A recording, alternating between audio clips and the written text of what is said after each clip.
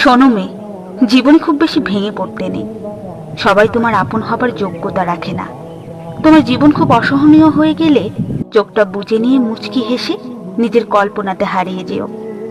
বাস্তব জীবনে কারো প্রিয় হবার লড়াই করার চেয়ে বরং নিজের মধ্যে জেদ তৈরি করে নাও। তোমার না বলা কথাগুলো নিজের কাছে যত্ন করে রেখে দাও, না হয় আকাশপানে তাকিয়ে হেসে উড়িয়ে দাও।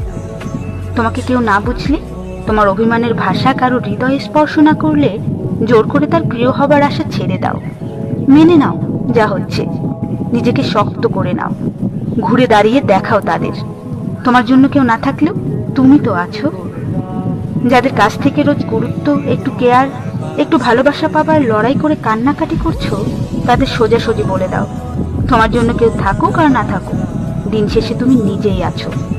শোনো মেয়ে, জীবনের কঠিন সময়ে শক্ত হতে শিখে নাও।